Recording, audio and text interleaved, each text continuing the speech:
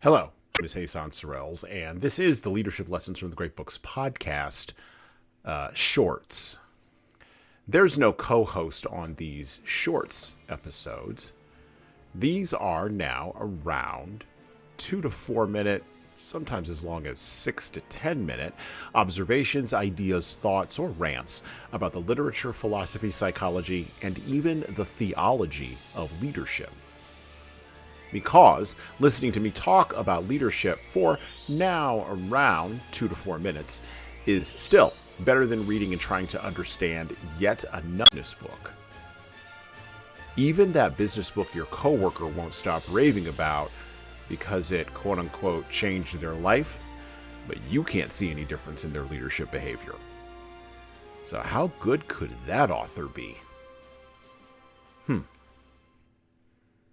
In an environment of limited resources, such as time, attention, money, status, connection, and more, trade-offs are often brutal, vicious, and lacking in caring about our emotions.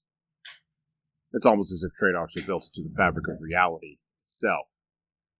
The facts of trade-offs are abhorrent to a person who is of the mentality that abundance is, or at least should be, everywhere, at all times, for everyone.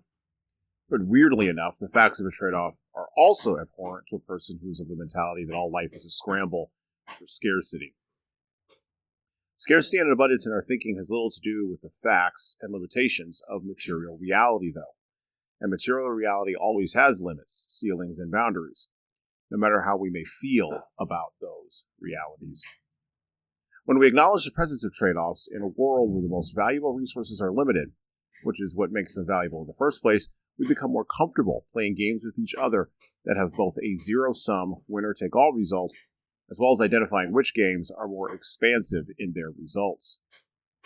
Remember, when resources are limited, trade-offs and the brute facts of material reality always get a vote. Act accordingly.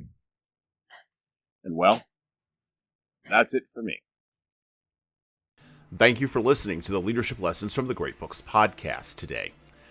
And now that you've made it this far, you should subscribe to the audio version of this show on all the major podcast players, including Apple iTunes, Spotify, YouTube Music, and everywhere else where podcasts are available. There's also a video version of our podcast on our YouTube channel. Like and subscribe to the video version of this podcast on the Leadership Toolbox channel on YouTube. Just search for Leadership Toolbox and hit the subscribe button there on YouTube. And while you're doing that, leave a 5-star review if you like what we're doing here on Apple, Spotify, and YouTube. Just go below the player and hit 5 stars. We need those reviews to grow, and it's the easiest way to help grow this show. And tell all your friends, of course, in leadership. By the way, if you don't like what we're doing here, well, you can always listen to another leadership show. There are several other good ones out there. At least that's what I've heard. All right.